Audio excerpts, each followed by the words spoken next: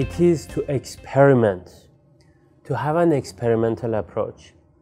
So basically, when we're in uncertainty, there are a lot of unknowns. And when we're making decisions, we may think that we know a lot of answers, but really those decisions are based on assumptions.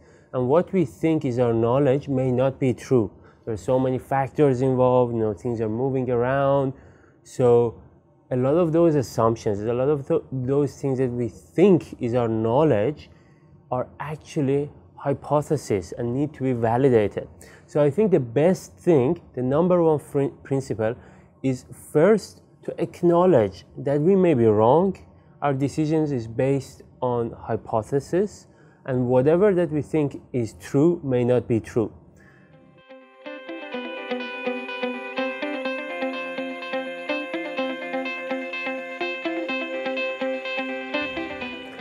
Well, systems thinking is just a fancy term for seeing the big picture. The ability of a leader to see the big picture, connect the dots, and find relationships that may be hidden to other people is called systems thinking. Now, why do we call it systems thinking? It's because when we are trying to solve a problem, instead of looking at that problem only, we look at the broader ecosystem that our problem is part of. That's why we call it systems thinking.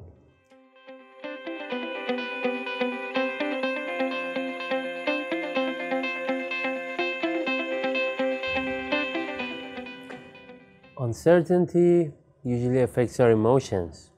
When we don't know what's going to come up, that fear of unknown could result in anxiety, stress in people.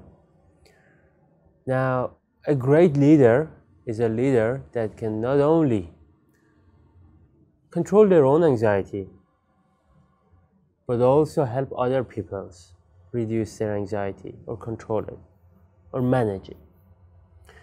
Now, emotional intelligence is one's capability to be aware of his or her own emotions and to manage, or in some senses control, their own emotions, as well as recognize and be aware of the emotions of other people and influence the emotions of those other people.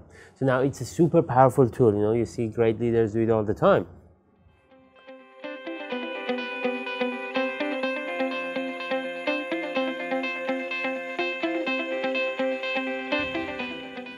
I'm sure it's every leader's dream to have a team that proactively innovates and are really creative, and they bring creativity in their problem solving.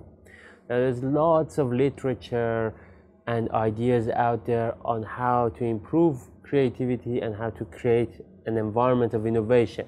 Things such as creating psychological safety and really caring for your people and not putting too much pressure on them and things like that.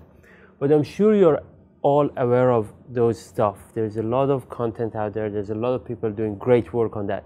Now, what I want to do here is give you two techniques that you could use to improve innovation or create an environment for innovation and utilize foster creativity when solving specific problems.